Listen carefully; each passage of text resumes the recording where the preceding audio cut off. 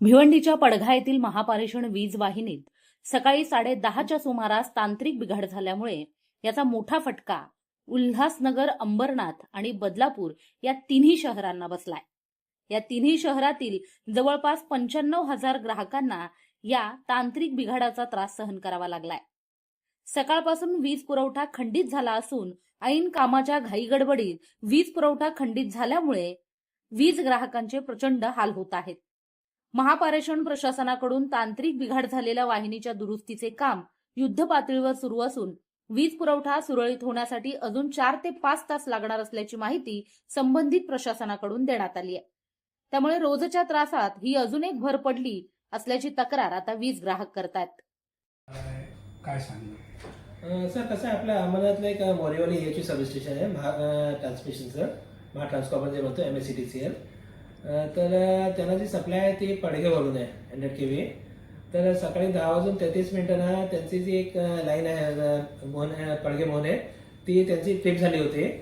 नंतर लक्षात आला की तो कंडक्टर त्यांचा स्नॅपिंग झाला आहे। तर त्यामुळे काय झालं की तिथे जे आपला लोड मॅनेज होतो, 2 लाईन आहे तिथे, तर एका लाईनवर लोड मॅनेज होत नाही कोण। तर एक लाईन नादुरुस्त झाल्यामुळे आपला लोड म्हणजे ऑटोमॅटिक जे लोड ट्रिमिंग सिस्टम म्हणतो आपण, की कुठल्याही विद्युत वाहिनीवर भार वाढला की त्याचा आपण म्हणजे जे प्रायोरिटीमध्ये असतात एक फीडर ट्रिप होतात। तर त्यामुळे त्यांचे तिकडून फीडर ट्रिप झालेले आहेत आमचे, आणि म्हणून पब्लिकचा ऑफ सप्लाय झालेला आहे। किती लोकांना प्रभावित, किती ग्राहकांना प्रभावित? सर, हे अप्रॉक्सिमेटली 90,000 ग्राहकांना अफेक्ट झालेलं आहे। तर आम्ही ते प्रयत्न करतो की म्हणजे जे सायक्लिंग जर करू शकलो आपण, की म्हणजे सगळ्यांना 1-1 तासचा वगैरे, तर ते आम्ही प्रयत्न करतो तसं। किती वेळेत हा सुरळीत होईल? हे अंदाजे अपेक्षित आहे की हे 3 वाजेपर्यंत सुरळीत होऊन जाईल। आणि याच्यामध्ये सर आपला उल्हासनगर, अंबरनाथ, बदलापूर आणि कल्याणचा थोडा पाड इफेक्ट झालेला आहे।